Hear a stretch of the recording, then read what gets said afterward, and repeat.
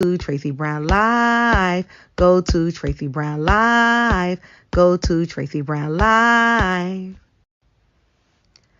Gals and guys, go to Tracy Brown Live. Go to Tracy Brown Live. Go to Tracy Brown Live. Gals and guys, go to Tracy Brown Live. Go to Tracy Brown Live. Go to Tracy Brown Live.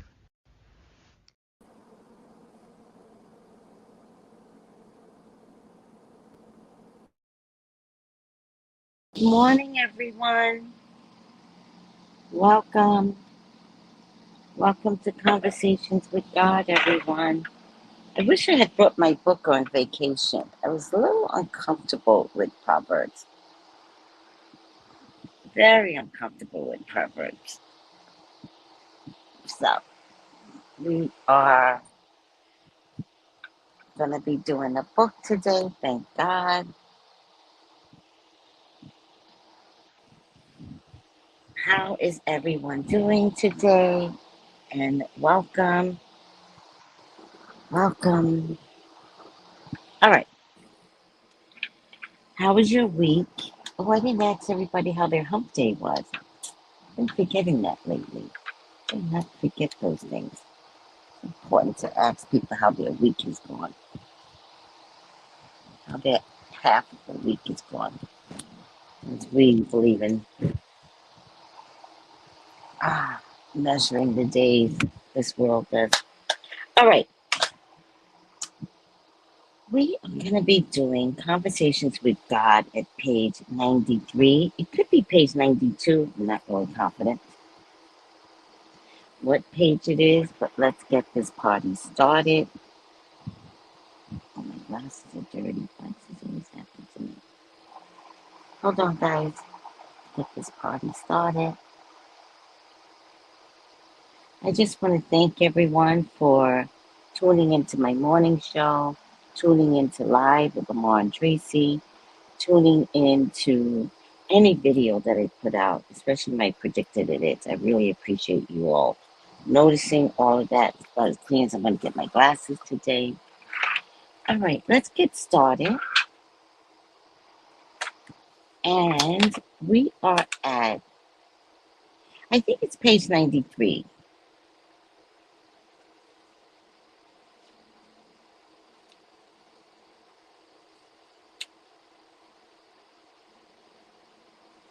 Okay.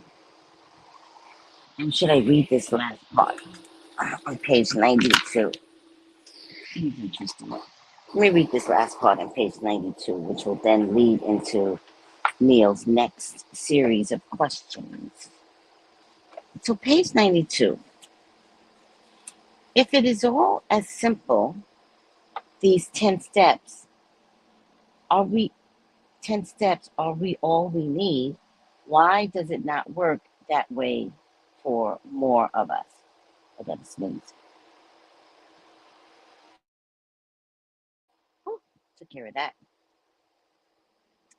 And God says it does work that way for all of you.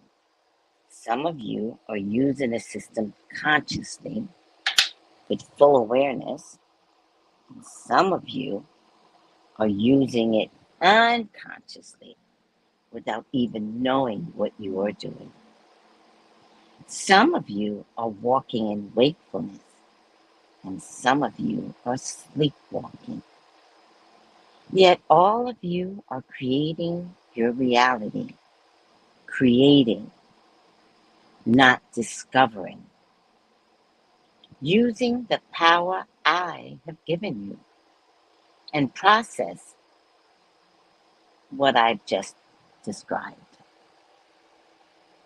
So you've asked when your life will take off, and I've given you the answer.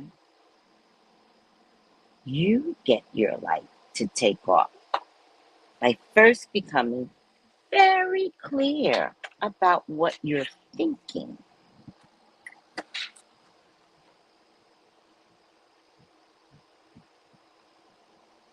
Think about what you want to be, do, have. Think about it often. until you are very clear about this. Then, when you are very clear, think about nothing else. Imagine no other possibilities. Throw all negative thoughts. Make sure this phone is charged. Throw all negative thoughts out of your mental constructs. Lose all pessimism. Release all doubt. Reject all fears. Discipline your mind to hold fast to the original creative thought. When your thoughts are clear and steadfast, begin to speak them as truth. That means say them out loud. Use the great command that calls forth creative power. I am. Make I am statements to others. I am is the strongest creative statement in the universe. Whatever you think, whatever you say after the words I am sets into motion those experiences, calls them forth, brings them to you.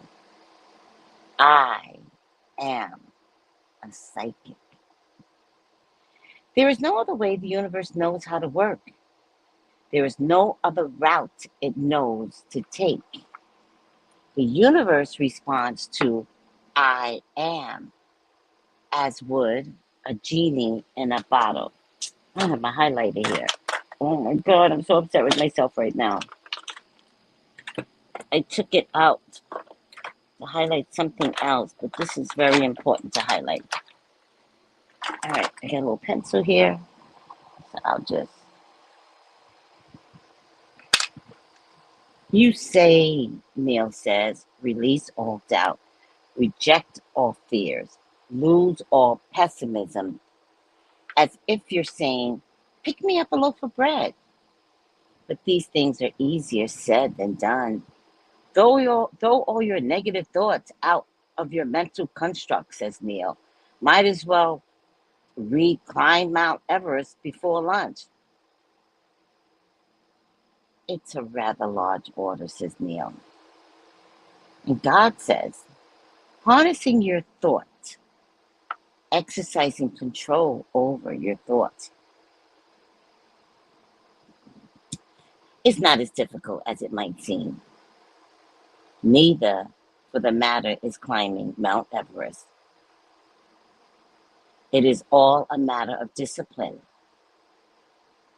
It is a question of intent.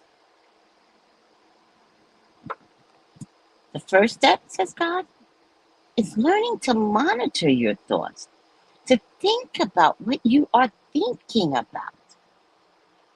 Don't we have that issue, all of us? We monitor. We know when we're saying negative things, but how often do you say positive things? Right? Monitor your thoughts. Think about what you're thinking about. When you catch yourself thinking negative thoughts, thoughts that negate your highest idea about a thing, rethink it. I want you to do this. Literally. If you think you're in a doldrum, in a pickle, and no good can come of this problem, think again. If you think the world is a bad place filled with negative events, think again, says God. If you think your life is falling apart and it looks as if you'll never get it back together, think again. You can train yourself to do this. Look how well you've trained yourself not to do it. Mm. When I was a kid, I always thought negatively in my 20s. I never thought that there could be beauty in the world. I had a rough childhood. So when I got to my 20s, I just really couldn't get past everything that I've gone through. I was a victim. I acted like a victim. And so I never saw the world better. I'd be like, oh my God, this happened to me today. Oh, and look what else happened to me tomorrow. And it became such a dramatic placement that I kind of enjoyed it. And then people started saying to me, no, Tracy, change that. Change what you're saying. Like God brought people to me to fix that, because that I used to do in my 20s, if I would have kept it, I would have been mud in this world. Because after a while, that I kept saying out loud would come to me automatically. Period, point blank. So thank God people came to me that was like, yeah, you kind of need to stop saying that. I was like, no, but my world is falling apart. They're like, yeah, no, but it really isn't. And it took me a long time to unravel what I was doing to myself and how I was affecting everything I was doing with my words. And once I changed the negativity and stopped having bad thoughts, negative words, doom and gloom, but it took practice. I have to say, it might have taken all of my 30s to reorganize my thoughts so that I could always get to happiness instead of digging a hole for myself.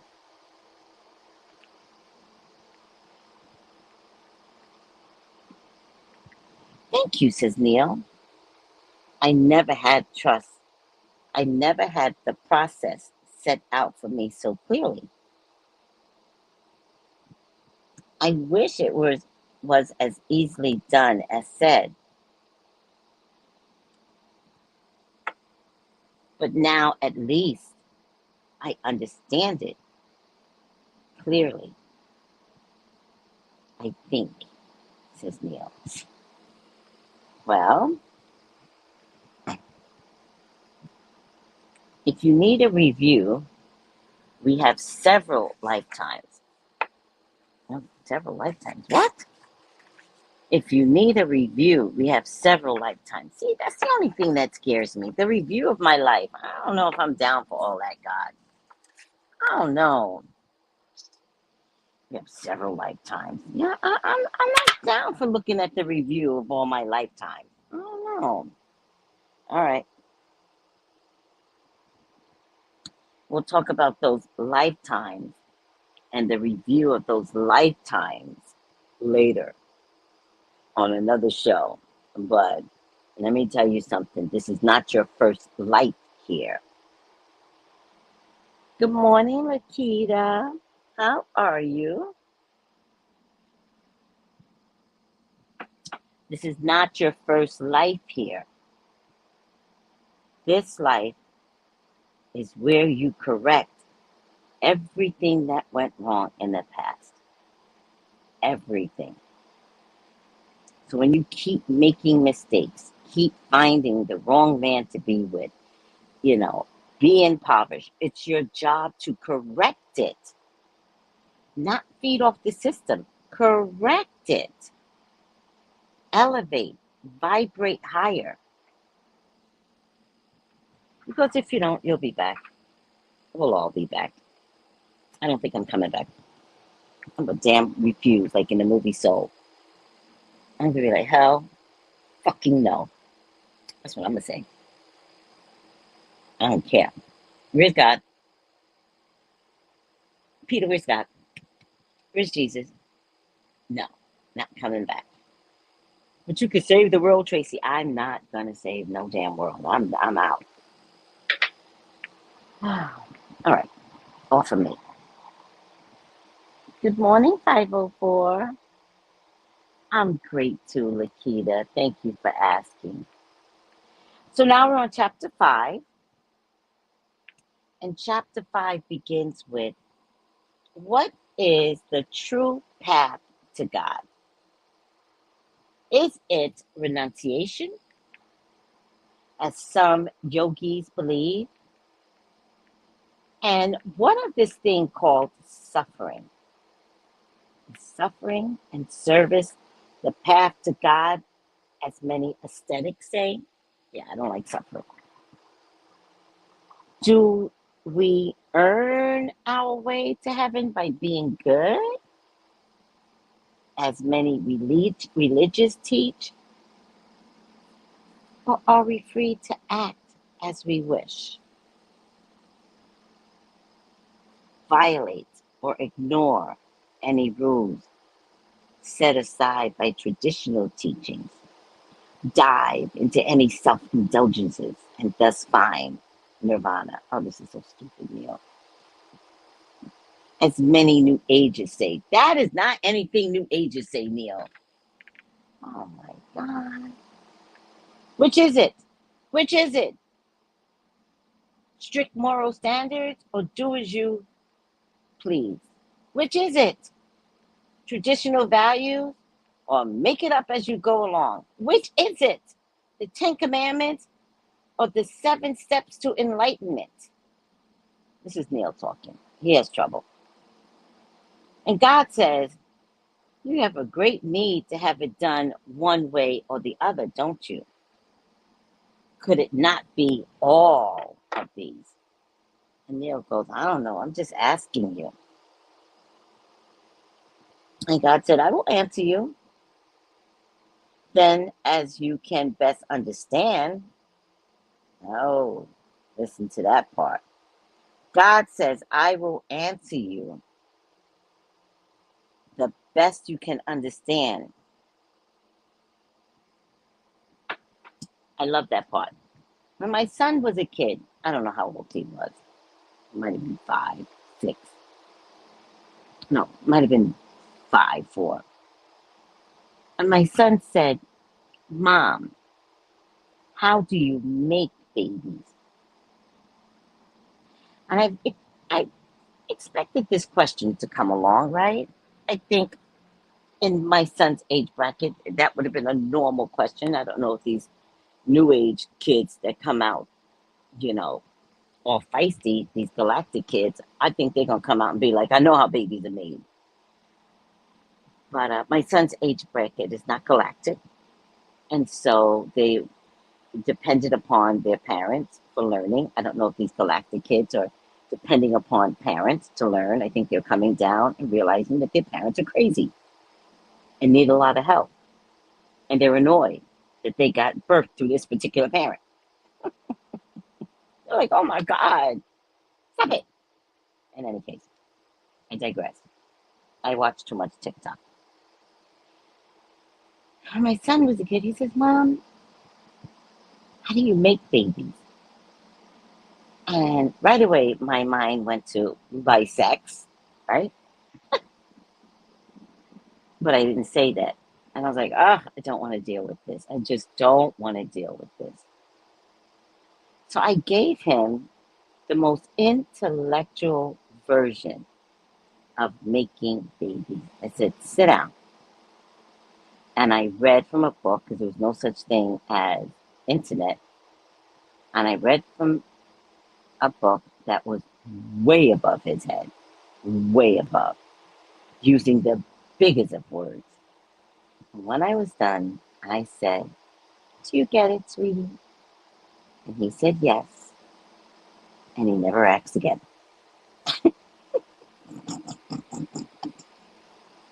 That's the way I handled it. I say that to say, because I find it interesting that God will give you only the information that you can handle.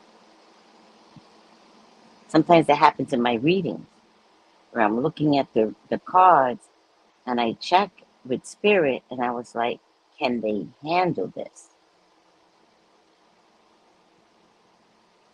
Right? And there are times when spirit says, give it, all of it to them. And there are times when spirit says, feed them a teaspoon.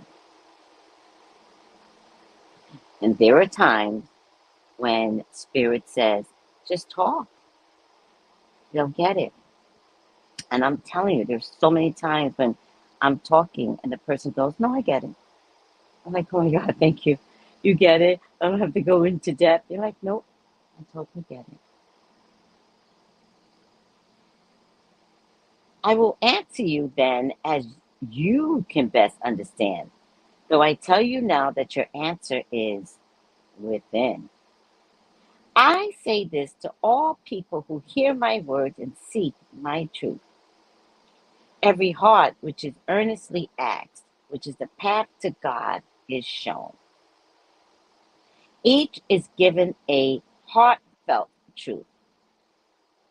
Come to me along the path of your heart, not through a journey of your mind. Oh my God, this is so mind-blowing.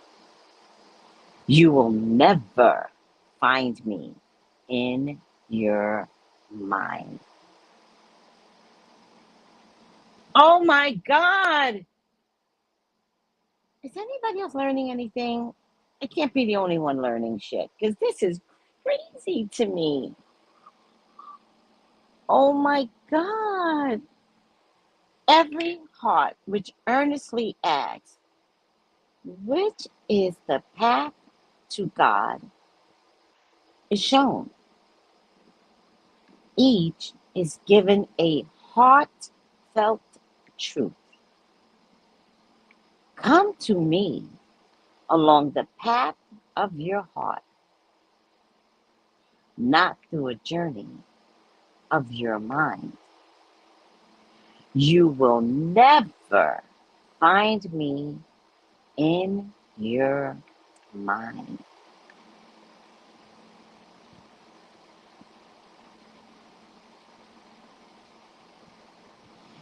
In order to truly know God, you have to be out of your mind. I believe that. I believe that. Because I feel like I want to live in a world of ditziness and quirkiness and a little bit of craziness and a little weird, right?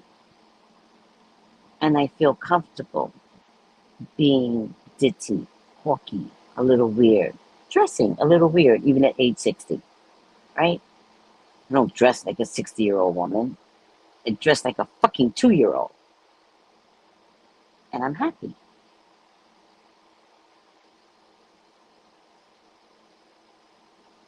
In order to truly know God, you have to be out of your mind. Yet the question begs an answer, and I will not step aside from the dust of your inquiry. I will begin with a statement that will startle you and perhaps offend the sensitivities of many people. Oh shit, here we go, guys. Here we go. There is no such things as the 10 commandments. Oh God, here we go, God. Here we go. This is a lot. This is a lot. You're teaching us so much in this book, God. There is no such thing as the 10 commandments. Oh my God, I can't take it. Let me say hello to everyone because God is out here just blowing minds, just blowing my mind. Stacy, how are you, sweetie? Happy Saturday. Hi. Lisa, Grand is Rising, Tracy, and Enlightened Soul. Let me tell you something. This fifth chapter is enlightening something. I don't know what it's enlightening, but it's enlightening for sure. How are you guys?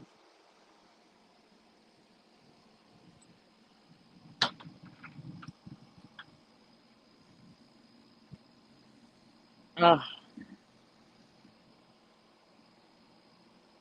all right. I haven't put any oil in my hair in the past 2 days, but I'm finding that my hair eats up rosemary oil, eats it, like swallows it. I put it on at night, put on my bonnet, because you know how we do bonnets. It conditions during the night, and I haven't put it on in 2 days, and it feels very dry. I don't know why. It feels very dry. So I'm gonna have to oversaturate some oils, which I should have done all week because I haven't gone to work all week, but I didn't. And there you have it. Okay. Oh, John. Oh, what's going on? Hold on, guys. Hi, I'm back. Okay. I don't have time for this. Uh, Richard, what's your no? What's your plan? Hello, Richard. We are going to the bistro. Coming? Oh my god. Okay, guys, let me get my soup from my neighbor. Hold on a second. I can still talk to you because I have my earpiece on, but I need to get my soup. Or else I'll forget. This place is hot. It's not as hot as it's been, so I'll take this kind of hot.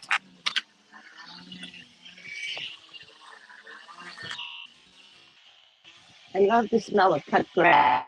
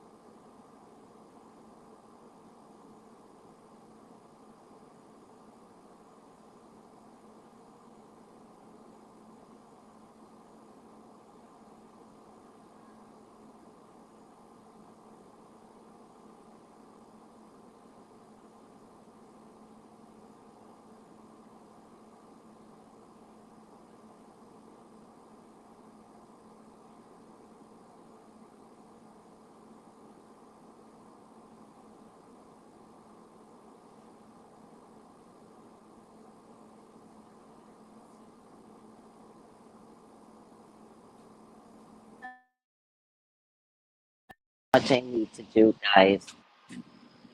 All right. All right. I'm back. There is no such thing as the Ten Commandments. Definitely a word, right? Good morning, Jillian. Good morning. And Neil goes, "Oh my God, there aren't?" And God goes, "No, there are not. Who would I command? Myself? Why would such commandments be required? Whatever I want is, I don't know how to say this, it must be French. Nest sepas? I think it's French. How is it therefore necessary to command anyone? And if I did issue commandments, would they not be automatically kept? How could I wish something to be so badly that I would command it, then sit by and watch it not be so? Oh my God. I'm never watching the Ten Commandments ever again. Never in a day.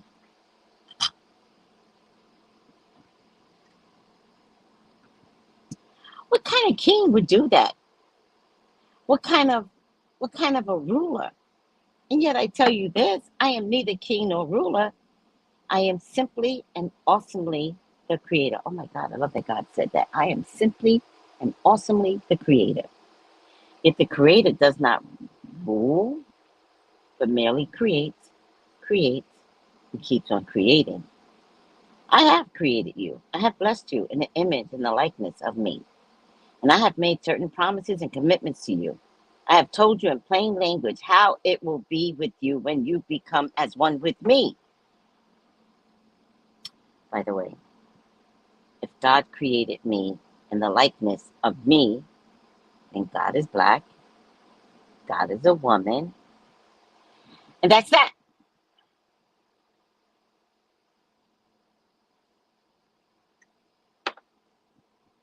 And God is that for you, however you present yourself to the world too. God is you. Okay.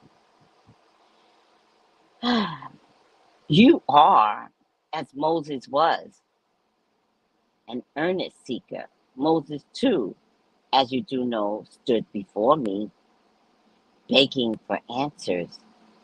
O God of my fathers, he called, God of my God, deign to show me, give me a sign that I may tell my people, how can we know that we are chosen? And I came to Moses as I come to you now with a divine covenant, an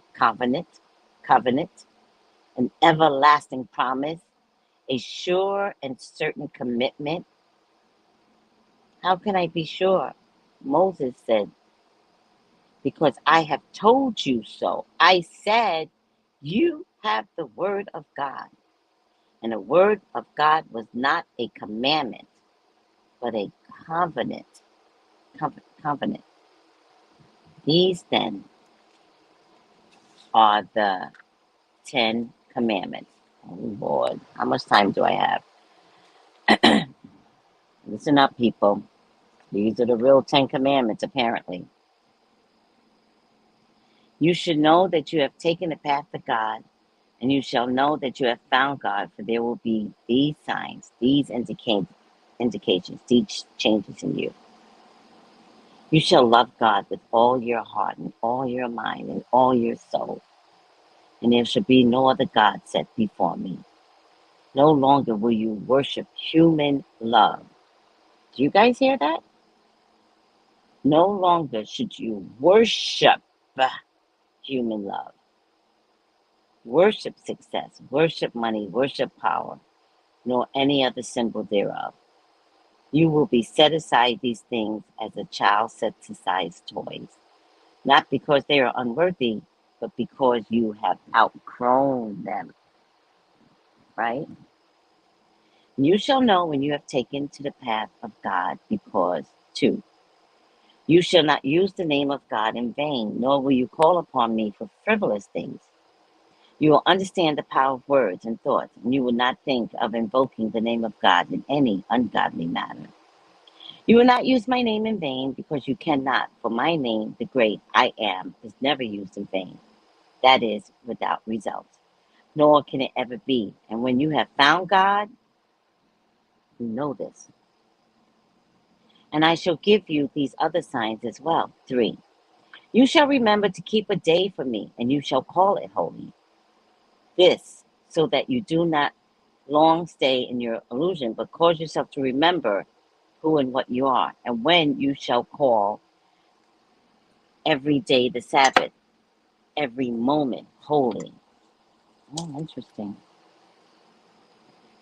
4, you shall honor your mother and your father, and you will know you are the son of God when you honor your mother, father, God, in all that you say or do or think. And even as you honor the mother, father, God, and your father and mother on earth, for they have given you life, so too will you honor everyone. By the way, I honestly believe that part about mother, father, God. I never disrespected my mother in her life. in her life I never disrespected my mother.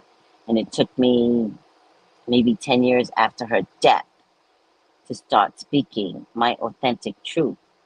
And when I spoke it in anger, but I never gave it to her face. You shall honor your mother. Okay. 5. You know you have found God when you observe that you will not murder, that is, willfully kill without cause. For while you understand that you cannot end another's life in any event, all life is eternal. You will not choose to terminate any particular incarnation or change any life energy from one form to another without the most sacred justification. Your new reverence for life will cause you to honor all life forms, including plants, trees, and animals, and to impact them only when it is the highest good. And these other signs will I send to you also, that you may know you are on the path. You will not defile the purity of love with dishonesty or deceit. This is adulterous. I promise you, when you have found God, you will not commit this adultery. You will not take a thing that is not your own, nor cheat, nor connive, nor harm another to have anything, for this would be to steal. I promise you, when you have found God, you shall not steal, nor shall you, number 8, say a thing that is not true, or bear false witness, nor shall you, number 9, convert your neighbor's spouse. Why would you want your neighbor's spouse when you know all others are your spouse? I don't get that. 10, convert your neighbor's goods. Why would you want your neighbor's goods when you know that all goods can be yours and all your goods belong to the world? You will know that you have found the path to God when you see these signs. For I promise that no one who truly seeks God shall any longer do these things. It would be impossible to continue such behaviors. These are your freedoms, not your restrictions. These are your commitments, not your commandments. For God does not order about what God has created.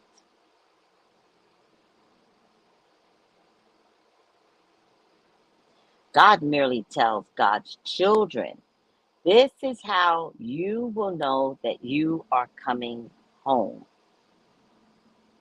Moses asked in earnest, how may I know? Give me a sign. Moses asked the question that you ask now, Neil. The same question. All people everywhere ask since the beginning began. My answer is eternal, but it's never been and never will be a commandment. For who shall I command? And who shall I punish? My commandments not be kept. There is only me. So I don't have to keep the commandments in order to get to heaven. There's no such thing as getting into heaven. There's only a knowing that you are already there. There's an accepting and an understanding, not a working for or a striving. You can't go where you already are. Do that. You would have to leave where you are, and that would defeat the whole purpose of the journey. The irony is that most people think they have to leave where they are to get where they want to be. So they leave heaven in order to get to heaven and go through hell. Enlightenment is the understanding that there is nowhere to go, nothing to do, nobody you have to be, except exactly who you're being right now. You're on a journey to nowhere. Heaven, as you call it, is nowhere. Let's just put some space between the W and the H in that word, and you will see that heaven is now. Heaven is here.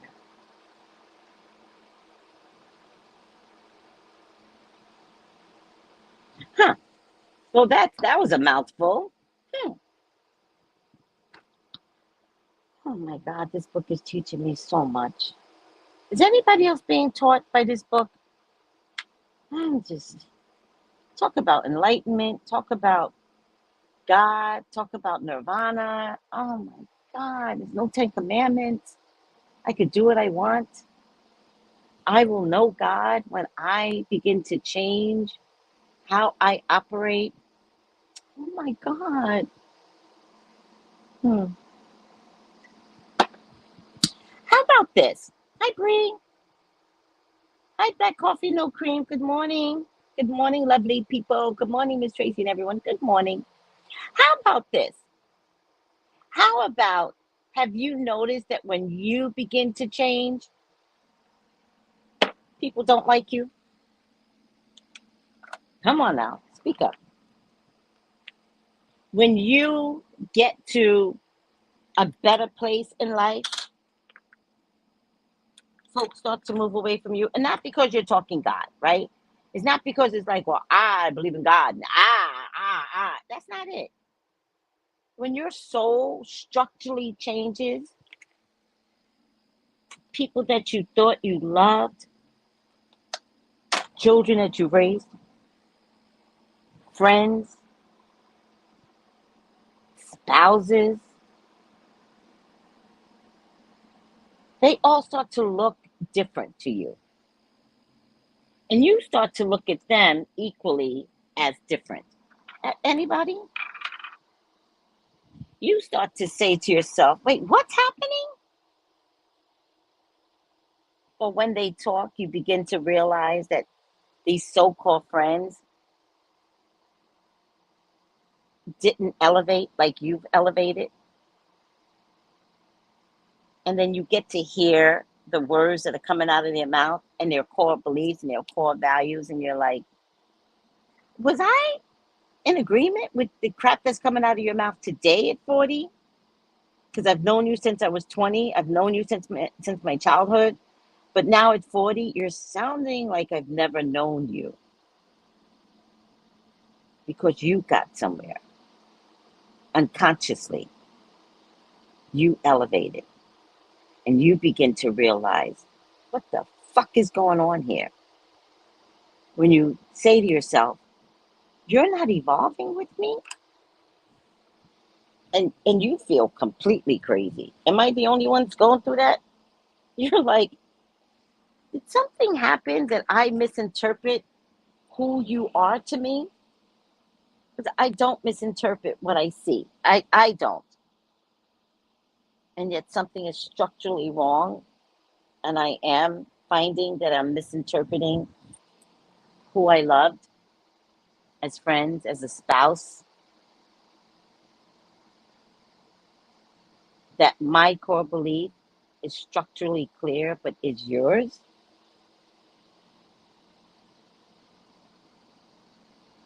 And sometimes we're afraid to lose everything that we've ever established. And yet, once you begin to change, it never stops. Like, you can't go back. Once that change occurs inside of you, you can't go back. Once you get closer to God, you're like, God, I want you. I need you. And I need this change that's happening, but I don't want to lose my husband. I don't want to lose my children. I don't want to lose my friends. But damn, God, what's happening to me? Oh, by the way, that's what. Oh my God, Ezzy tried to tell me. Okay, doesn't really matter, Ezzy. Thank you. I hear you. I gotta stop putting damn and God in the same sentence. I'm going to reach nirvana if it kills me. Oh, look, black coffee, no cream. My entire social life has changed. Are you lonely, sweetie? Does anybody come over anymore? Do you go out to dinner with any of your friends anymore? Has it structurally changed to the point where you're like, I don't have friends? I don't have friends? Hmm.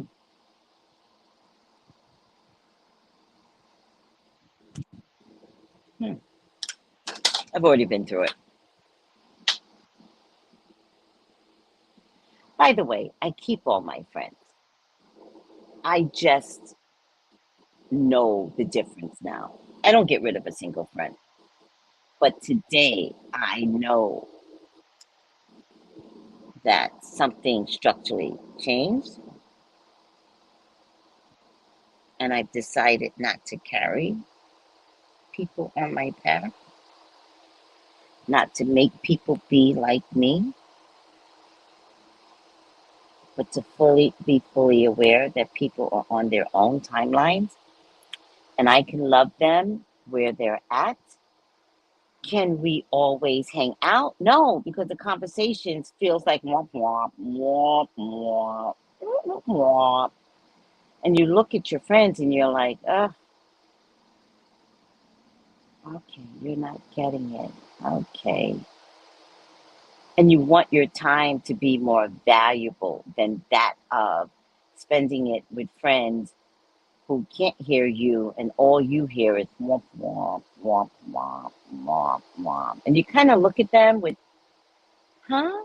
You kind of look at them like a dog looks at you when he doesn't understand. Like, what? Wait, what? What are you saying? What's happening?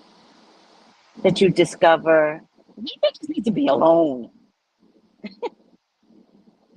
And then you find your friends actually aren't calling you because they too see the switch.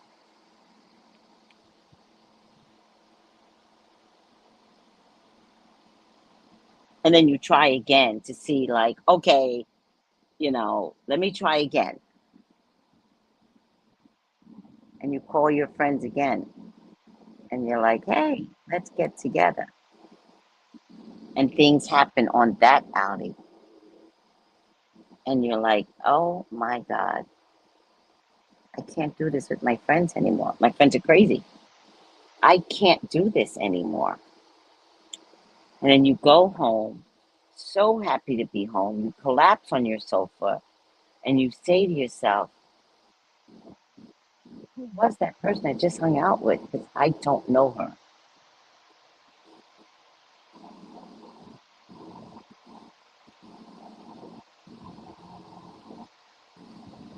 And then what happens? The next time you think to call that friend, you think twice.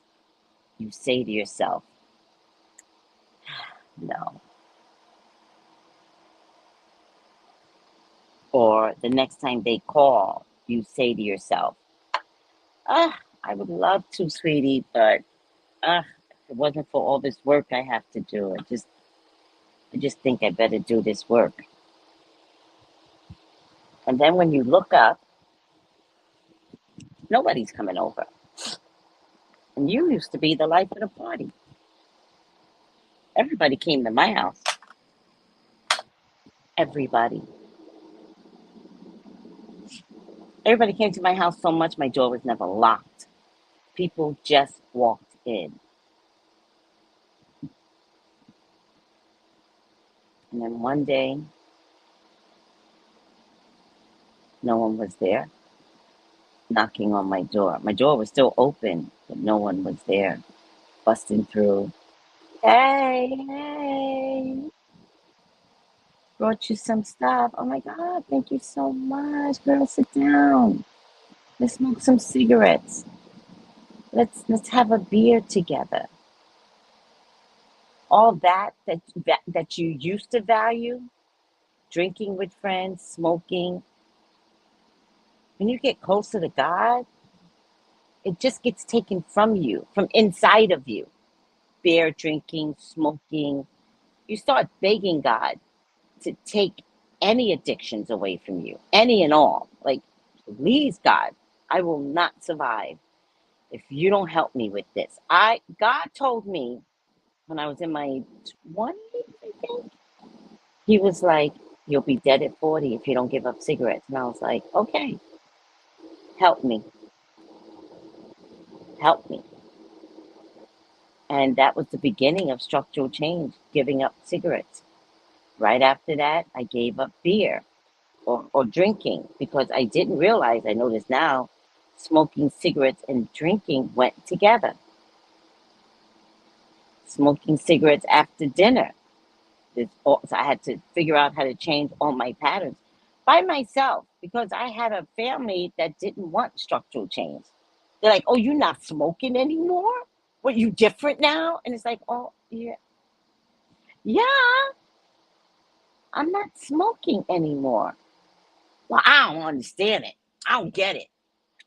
All right, don't get it, but I still can't smoke with you anymore. As a matter of fact, motherfuckers, my house is a smoke-free house. So no, you all can't come over and smoke him. It's smoke-free. And then they stop coming. Oh, Tracy don't smoke no more, so we can't go to Tracy's.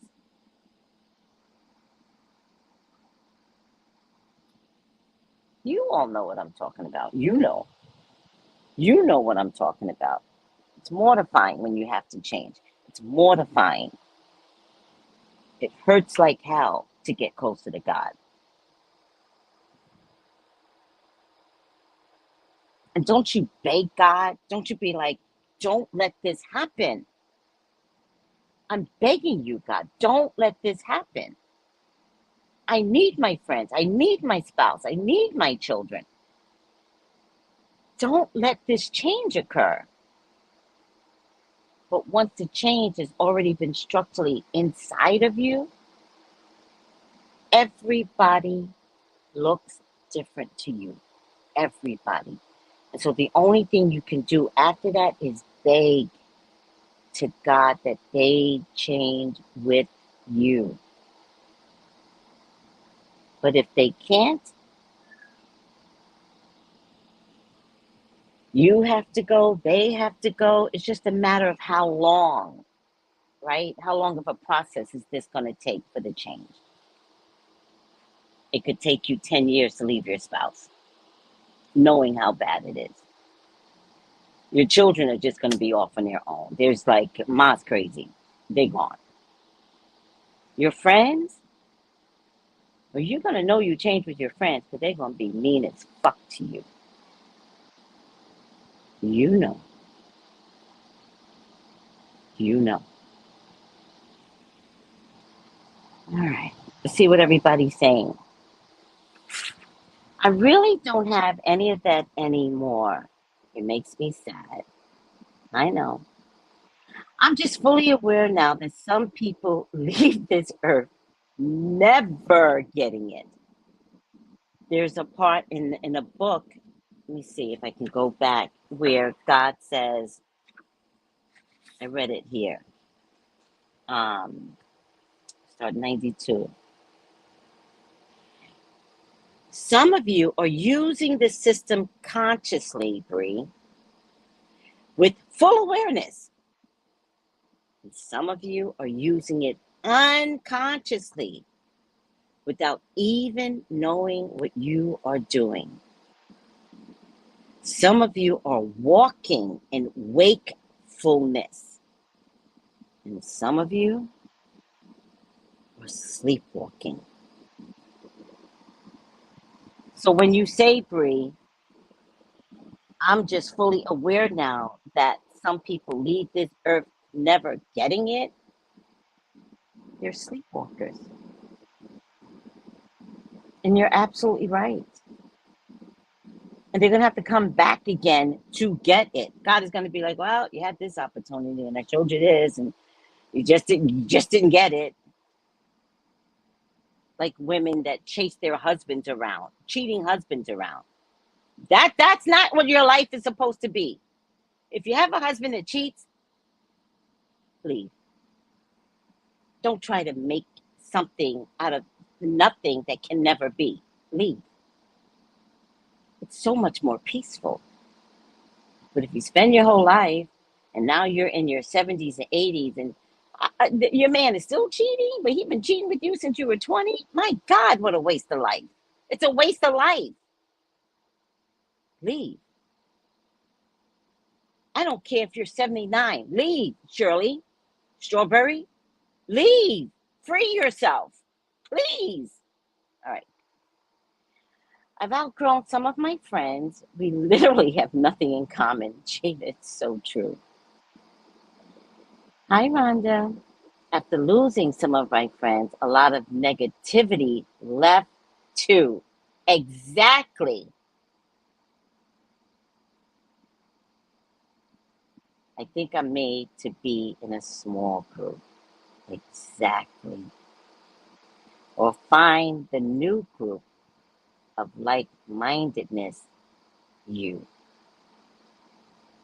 All right, guys, I am going to end here. I have a date with Miss Marion, and I enjoy these people's company. It took me a while to get there, but I do enjoy them for right now. Maybe in 2 weeks I will complain about something, and I will, because I know me. But for right now, I enjoy their company, and I'm going to have brunch with them. And Bree says, Jada, yes, yes. Listen, I am available for readings today, 213, what? Oh, 213-458-74. Okay, what? 213-458-7408. If you like the, I got to put the series in order. So I'm going to put the series in order. Keep forgetting. If you like this video, no, like the video if you like the video. Leave a comment. I think today's topic was imperative and timely. So leave a comment. Let me know what you think, what's going on, what you're feeling, what impact this particular session had for you. Oh, have fun, Miss Tracy. Thank you. Jada, Rhonda says, I agree. Natasha says, enjoy your lunch. Thank you, everyone. You guys are so kind to me. Thank you. All right, let me go be with my old folks. I love you guys, though. Bye. Gals and guys, go to Tracy Brown Live. Go to Tracy Brown Live. Go to Tracy Brown Live. Gals and guys, go to Tracy Brown Live. Go to Tracy Brown Live. Go to Tracy Brown Live. Gals and guys, go to Tracy Brown Live. Go to Tracy Brown Live. Go to Tracy Brown Live. Gals and guys, go to Tracy Brown Live.